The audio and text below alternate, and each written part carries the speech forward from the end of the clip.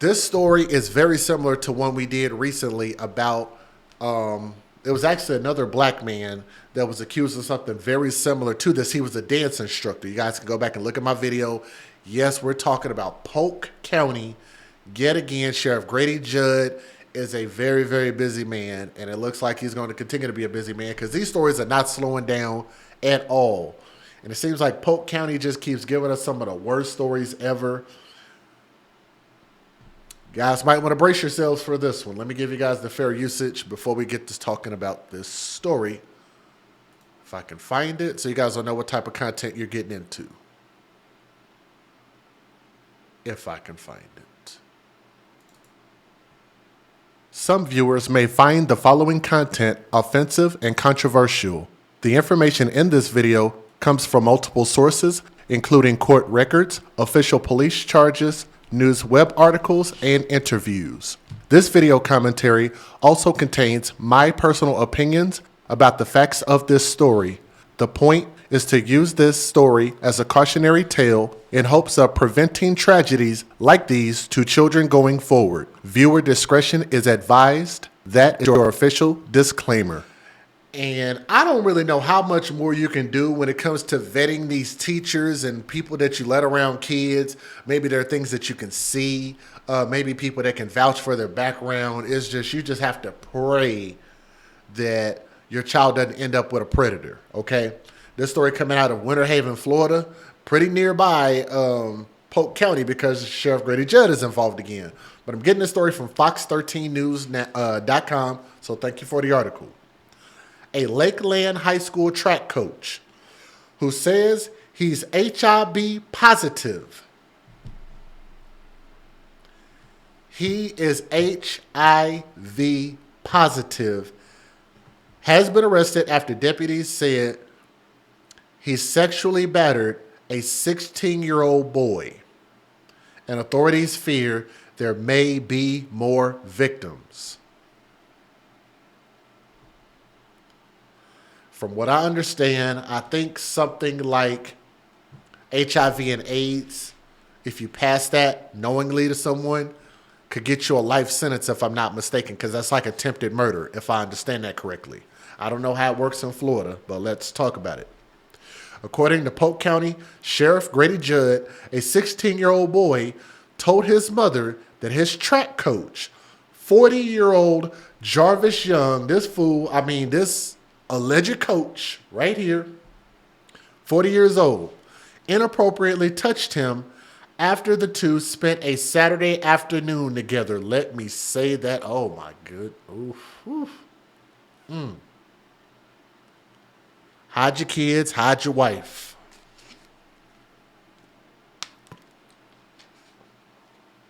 The 16-year-old boy told his mom that his track coach inappropriately touched him after the two spent a Saturday afternoon together. That's what the article says. I am not mincing my words. Thank you. Took the words right out of my mouth. Sheriff Grady Judd says the boy's mother told him to tell the school resource officer about the incident when he got to school on Monday, August 28th, and that's what he did. According to the Polk County Sheriff's... Oh, wait a minute, what? Told him to tell the resource officer when he got to school on Monday.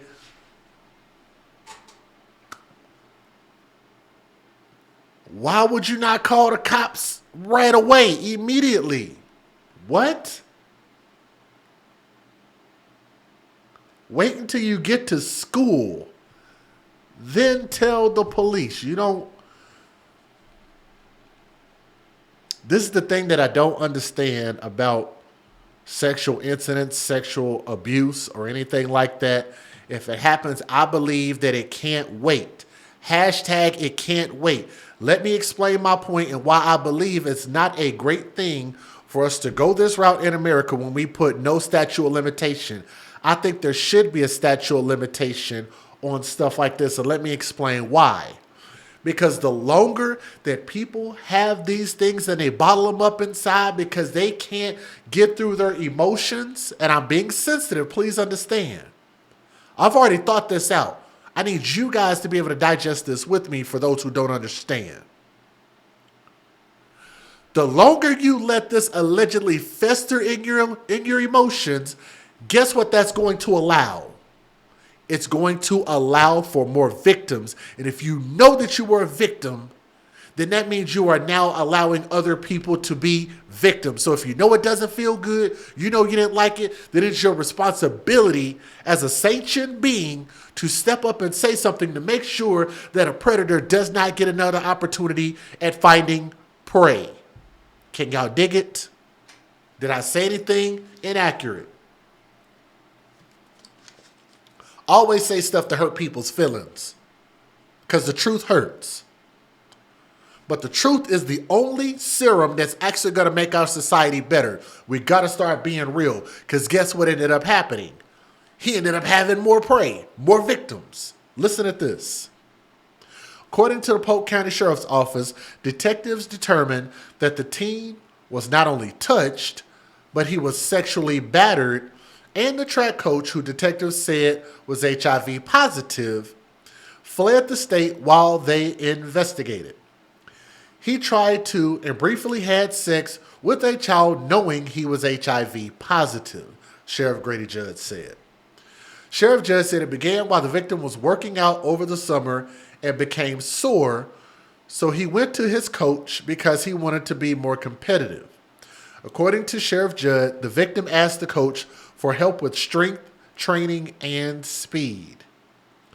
The coach, according to PCSO, said he would help the victim, and he picked him up on August 26th, and they went to a Mexican restaurant.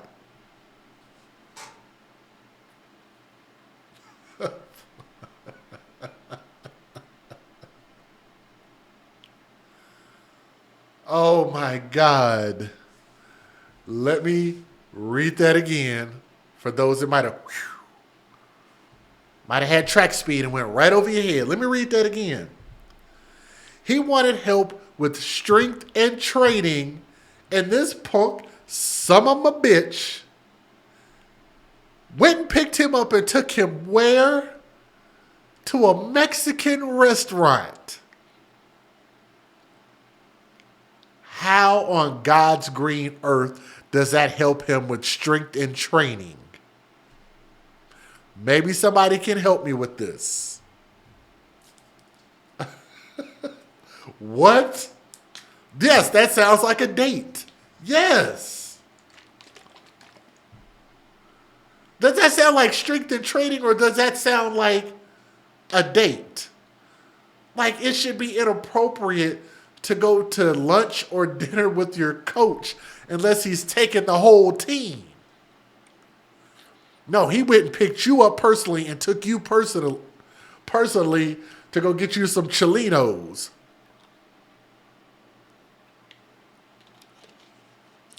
Beans and protein. He wanted to get you some chimichangas and put some beef in your taco. Anyway, look, that's not a joke. I promise. He went and picked him up and took him to a Mexican restaurant.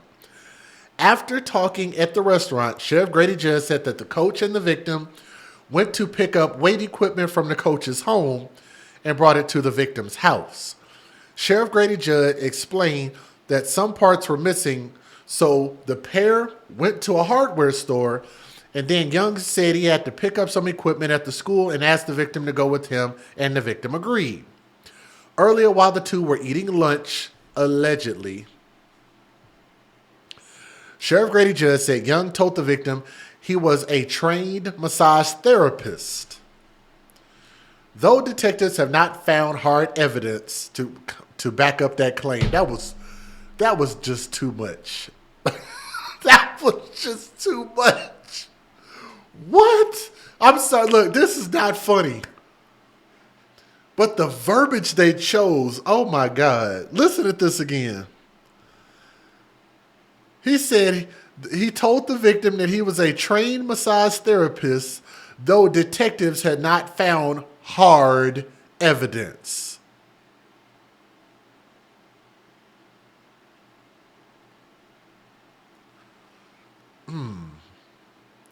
to back that claim up or back that ass up. Look, this is ridiculous. Hard evidence and backing it up. Anyway, he tells the kid that he is a trained massage therapist. He buys him lunch and he gives him equipment. We call that grooming, Sheriff Judd stated. As the pair set up equipment at the school, Sheriff Judd said Young offered to massage the victim's hamstrings and he proceeded to do so. According to Sheriff Judd, Young sexually battered the boy as he was supposed to be massaging his hamstrings. The victim jumped up and told Young to take him home, and he did, according to PCSO. If you can't believe that's horrific enough, we arrested Jarvis Young in 2011 for conspiracy to commit sexual battery on a juvenile when he had another adult took two juveniles to a motel to have sex.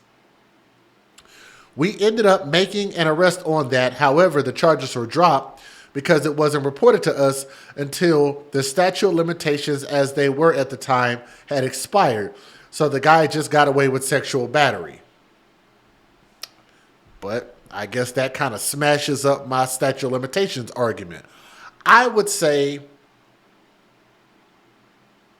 I don't know. I guess I'm kind of confused now. Because how long should you be allowed to report on something when you're talking about sexual abuse and the big R word? I think it should be a much, much shorter period of time so that way that person doesn't get the opportunity to go out and go make more victims. It's just my opinion. Sheriff Judd said that Young used to be an athlete at the school and was known to hang out before being hired at the school. He's a classic predator, child predator. He's a classic pedophile. It's actually a hebephile, Sheriff, but I digress. In 2017, Sheriff Judd said he supposedly had a young man in the car with him and inappropriately grabbed him by the leg, and it turned out to be a battery. However, Sheriff Judd added that during the investigation, the family became uncooperative and they were unable to charge him criminally. Sheriff Judd said that there are rumors that students who know Young often say he'll give you stuff, but don't let him touch you.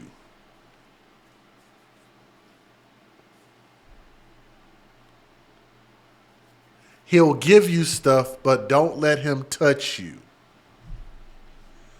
And he gets a job and he gets to be around kids all day, every day. Playing in the devil's playground. Deputies say they believe that there are more victims based on the rumors that swirl around him and his arrest. Sheriff Judd encouraged anyone who is a victim or is a parent of a victim to call authorities and report it.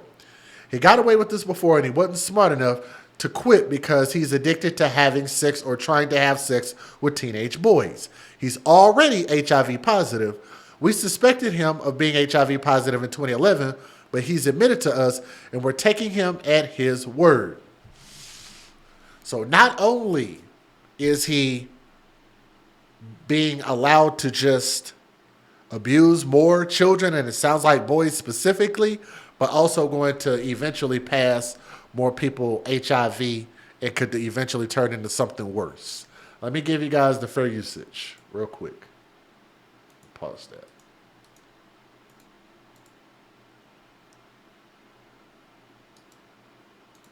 And now none of my audio wants to work.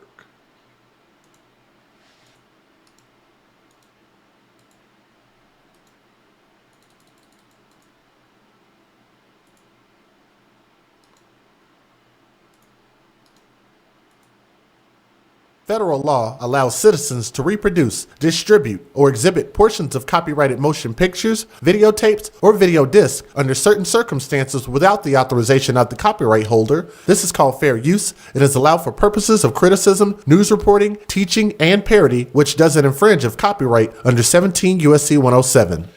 And if you guys could, do me a favor and help us out, please hit that thumbs up. And I want more of these people to get exposed, but the only way we can do that is we got to be able to share these stories together so more people can see it, more people can hear about it, okay? Let me see if I can get this to work. Here we go.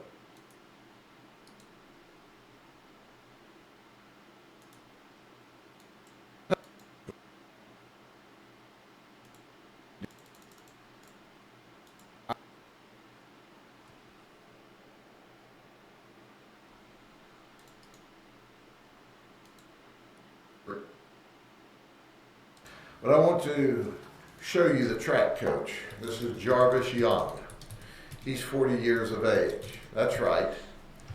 A 16-year-old victim told his mother that the coach touched me inappropriately on this Saturday. The mother said, well, you need to report it just as soon as you get to school, and that's what our victim did. He went to our deputy, who's the school resource deputy at Lakeland High School, and he said, hey, I've been sexually battered, I've been touched inappropriately by the track coach. Of course, we immediately called our detectives, and we determined he was not only touched, that he was actually sexually battered, in that the track coach committed oral sex on him.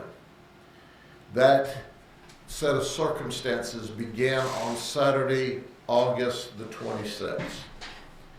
He went to school Monday morning, and which would have been the 28th, and our investigation began. During the investigation, surprisingly enough, the track coach fled the state of Florida and was gone for a period of time.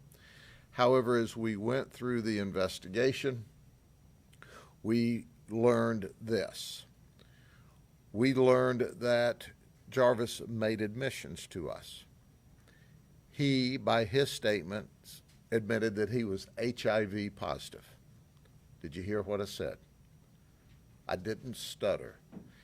He tried to and briefly had sex with a child knowing he was HIV positive. So it all occurred when our victim, who was working out over the summer because he's an athlete, was sore and he wanted to become more competitive. So he went to his coach and said, can you help me with my strength training and my speed? I need to get stronger and I need to get faster. And Coach Jarvis Young said, sure, I can. So he went by the victim's house on the 26th and picked him up and took him to lunch. They went to a Mexican restaurant. They talked at the Mexican restaurant for a while, and he said, well, I've got some weight equipment. Come with me. We'll pick the weight equipment up. We'll take it to your house. And they did that. And they started putting it together, and there were some parts missing, so they had to make a side trip down to, I believe it was Home Depot or hardware store. And then Jarvis Young, the coach, said, I need to put up some equipment at the school. How about going to the school with me? Once again, this is on Saturday. So the kid goes with Jarvis to the school, and Jarvis had told him at lunch that he was a trained massage therapist. Now, we don't see any evidence that he's certified, but he told the kid that. Now, understand, he told the kid, I'm a trained massage therapist. He buys him lunch, and he also gives him equipment. We call that grooming. So they go to the school, and they start putting up whatever sports equipment they were dealing with. When the coach, Jarvis Young, said, hey, I'll massage those hamstrings that are causing you problems. So Jarvis begins to massage the hamstrings and tells the young man, flip over. And he's continuing to massage and stretch his legs, and then all of a sudden, he grabs our victim and briefly sexually batters him before the victim jumps up and says, take me home. He drove him home, and it was reported to us. So if you can't believe that's horrific enough, we arrested, once again, Jarvis Young in 2011 for conspiracy to commit sexual battery on a juvenile when he and another adult took two juveniles to a motel to have sex. Well, we ended up making an arrest on that. However, the charges were dropped because it wasn't reported to us until the statute of limitations, as they were at that time, had expired. So this guy got away with sexual battery. It's also reported to us that he used to be an athlete at the school and was known to hang out prior to being hired by the school to hang out there as well. And he hung out around the sports programs. He's a classic predator, child predator. He's a classic pedophile.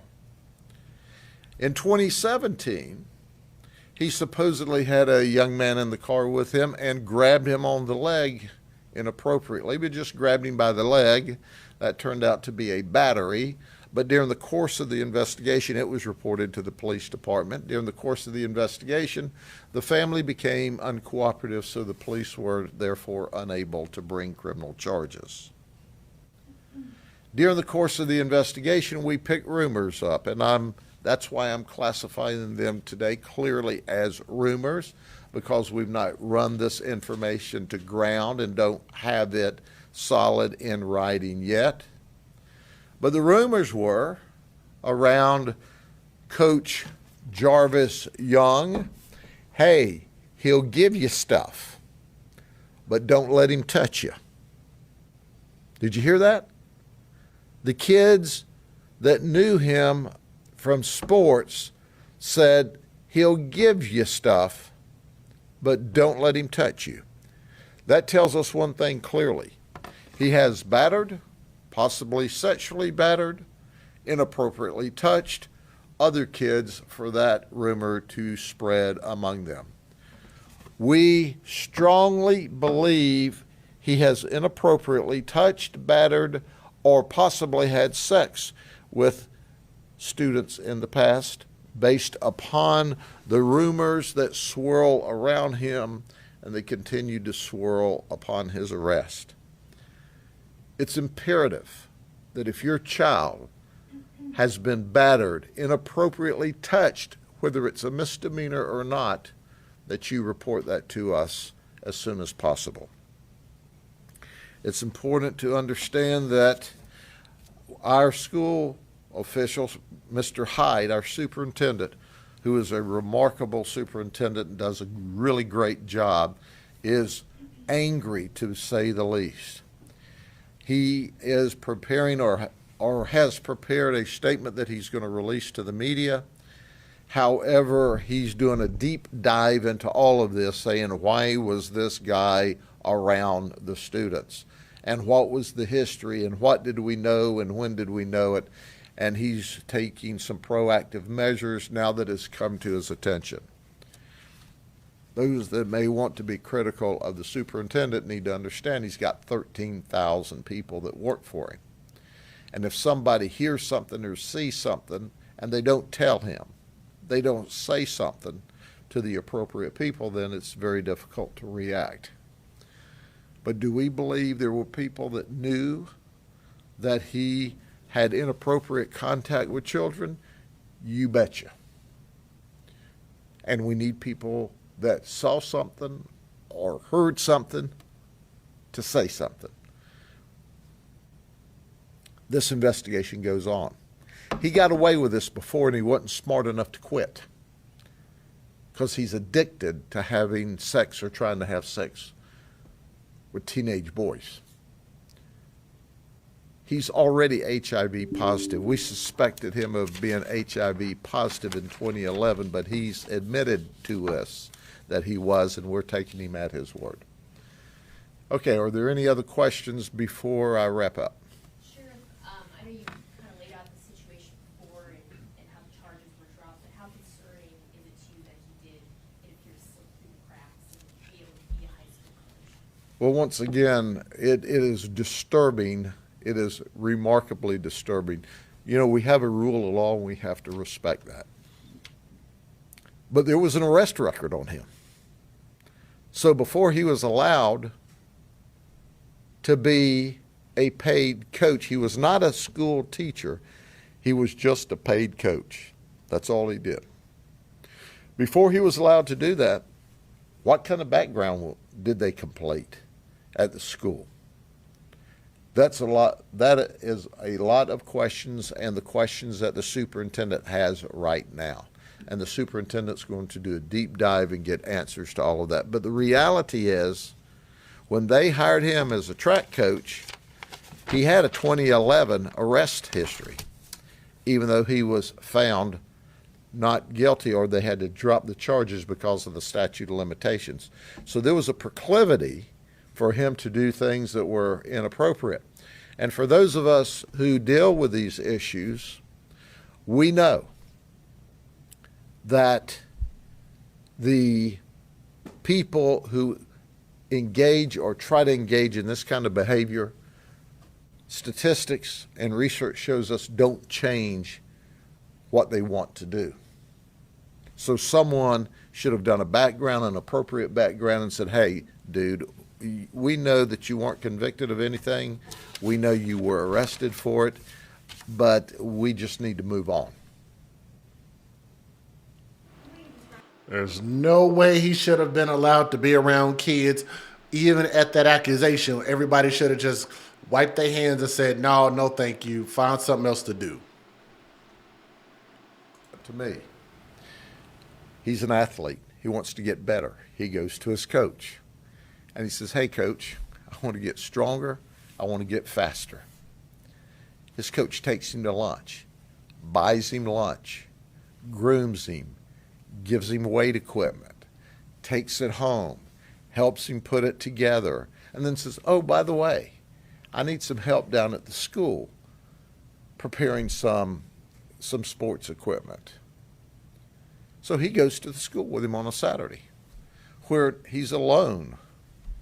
He's already groomed him at lunch after our victim says, man, I'm sore from all these workouts. Hey, I'm a massage therapist. You know, I'm angry. The community's angry. And every mama and daddy are angry. Make no mistake about it. This guy here is evil that will groom a 16-year-old kid, take advantage of that position of trust in order to sexually batter him. And when he made that abrupt action, the kid jumped up and said, take me home. But there are thousands upon thousands of school teachers in this Polk County school system that work hard every day. And they do what's right. And they make children better. And they help them. This guy, as a coach, has embarrassed the school system, but make no mistake about it, he is the rare, rare exception to the rule. Our goal, though, is to appropriately take him before a court and let the jury decide whether or not he needs to spend a very long time in prison, and they'll make the final determination. Yes, sir. Going off of that story, you know, a lot of survivors might be afraid to come forward. Maybe they're fear that they won't be believed. You mentioned there might be more students who might be a victim of this. Do you have a message for them if they're just afraid to come forward? Yeah, thank you very much. My message to the students is we're going to believe you, and we're going to protect you, and we're going to make sure you have any counseling or infrastructure for support that you need. But you can't allow this bad man to hurt anybody else, emotionally, physically. You've got to help us. We need to know everybody that he has attacked or tried to attack. And predators, sexual predators, and pedophiles don't attack with violence. They attack with Mexican lunches and free exercise equipment and being your friend and wanting to make you more competitive in the world. This guy took advantage of a child. We know he took advantage of other children, but because of our law, he escaped that one. But we know there are other victims out there. We know there's one victim of a battery that before the police could finish the investigation, the family said, we're over this. He just grabbed him by the leg. Enough of that. That's not acceptable. We want to, as I say with my vernacular, we want to put him under the jail for a very long time. And there, we believe, anecdotally, from experience in the past, there are other people out there that can help us ensure that he never can be around children again, that he's locked up in the prison system where he needs to be. Okay? How long is that statute of limitations, and how did that play a role in this particular case? The statute of limitations at that time, I believe, were 4 years for that particular charge. It varies. Since then, the legislature has changed the statute of limitations, and I believe, depending on the sexual event, that there is no statute of limitations any longer. I haven't had the chance to research that before this press conference, but we've always had no statute of limitation for capital sexual battery on a child under 12.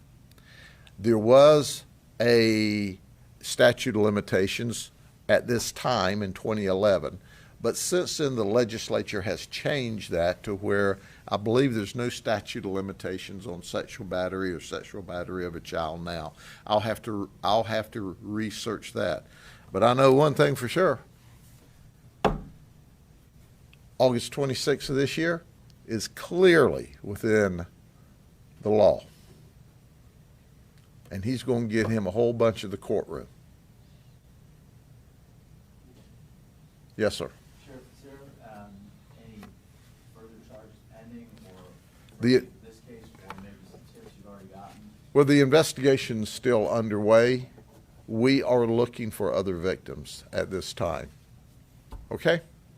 Thank you very much. Have a good weekend. God bless you.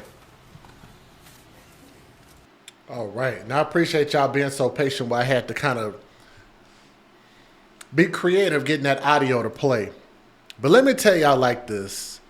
Parents, teach your children that nothing is free. Okay? Like, don't accept handouts and be very, very cautious. Like, a situation like this, like I'm asking for workout help, and he's like, hey, how about I take you to lunch? No, I asked for workout help, not a goddamn Mexican dinner with piñatas and margaritas and tacos and burritos. And it's just what? And that food is fattening. Sorry, but Latinos and Mexicans, that food is fattening, okay? Like, I love to eat it every once in a while, and I'm trying to drop a couple pounds myself, but I know that food is not conducive to people trying to train and get faster and get better. You know what I'm saying? But I just thought that was the craziest choice of words that they had in that article, and y'all can go back and read it. Fox13news.com. They might actually try to change it so it doesn't sound so crazy.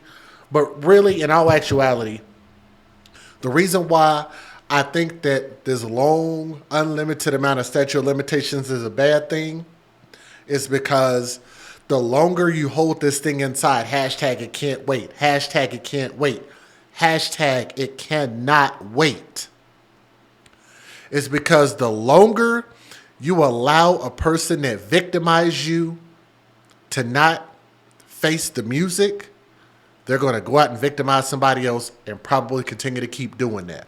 I think my message is very clear. I think it's fair why people get mad about that. I think the concept is very, very simple. If you see something, say something. Something happens, it needs to be reported immediately and get out your feelings and get out your emotions. I couldn't emotionally deal with it and process it. No, screw that, man. Say something and report it. This dude out here passing around HIV like he passing around Mexican dinners, trying to put beef in people's tacos. Look, I hope that they get this man a life sentence because he's clearly a threat to everybody in society. And people like this, I think that assault children will never, ever, they cannot be fixed. It's just my opinion. I don't think they can be rehabilitated. But let me know what you guys think in the comment section, okay? Thank you.